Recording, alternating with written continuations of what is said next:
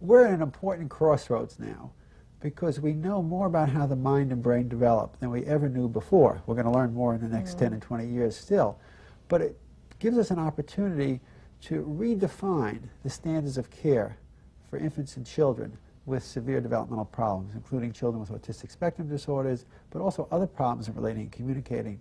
The older model did the best that it could under the circumstances. And the older model worked with surface behaviors, a lot of behavioral work just to modify how children behave, because that was better than ignoring children and better than doing nothing, or better than simply trying to contain their aggressive or withdrawing behavior. And in its time, for a long time, was the only approach available. And the fact that that pioneered intensity for kids was a very, very promising development, because it got people working intensively and got people feeling optimistic about what could be done.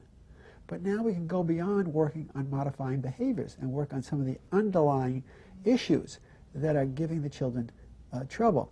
And we can really now begin to systematize what might be called a developmental approach that synthesizes and integrates all the best information we have about how the mind and brain grow. There are three insights, I think, of the last 20 years that are the cornerstones of our new way of working with infants and children with developmental problems. One of these is the importance of affect, emotions, and relationships for the growth of the brain and the mind. It used to be thought that you want a particular cognitive skill, you stimulate that cognitive skill.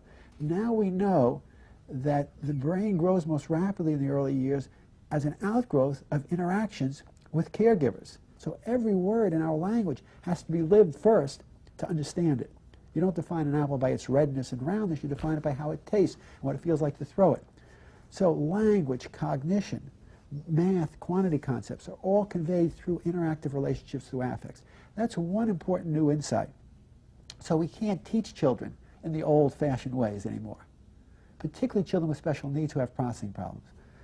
And this means working not only with the relationship with the child, but the whole family pattern, because it's within the family context and actually the cultural and community context that these relationships and these emotional interactions occur.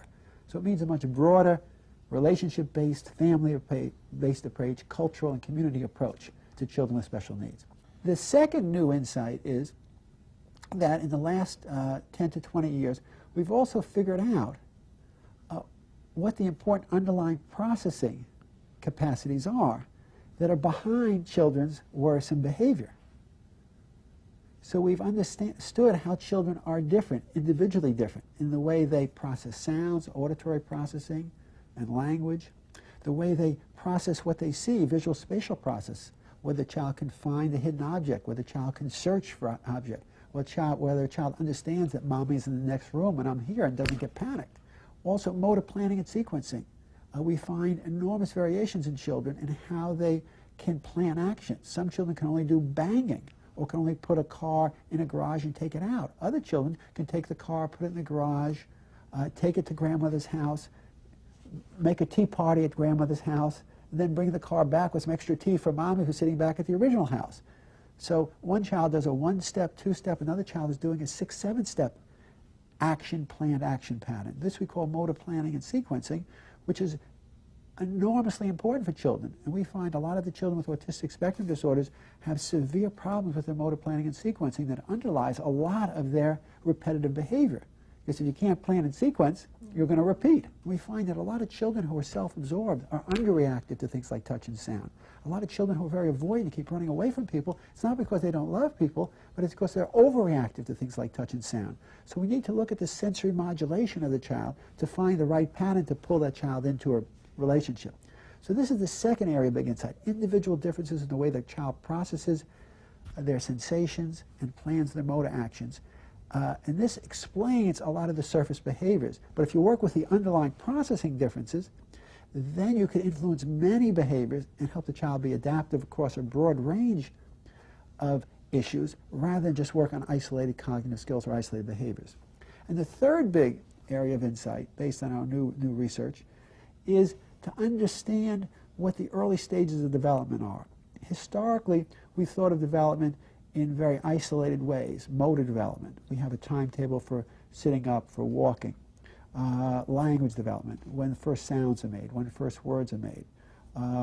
For different areas of cognitive development, when a child searches in your hand for an object, when a child can stack blocks in a certain way, and so forth and so on. But each area has been separate. In social and emotional development, when a child will greet, when a child will play with peers, when a child will do some pretending. So we've had separate lines for each area of development, and those, as though these are somewhat independent of one another. But in fact, for the child, all these lines of development are interrelated. The child doesn't separate out their language, their motor skills. He doesn't say, well, I'm a 4-year-old motor-wise, but I'm only a 2-year-old language-wise, and only an 8-month-old social and emotionally. The child integrates all these in one smooth way. In the last 10, 20 years, we've put together that what we call functional developmental roadmap, where we understand now the core levels that synthesize and integrate all the different developmental capacities. And we've identified 6 core levels and then additional ones beyond that that help us organize where we want to work with the child. And then we try to identify where the child is, not only in their language or motor development, which we do anyhow, but in their core functional developmental capacities. And then we meet the child where they are and work up the developmental ladder.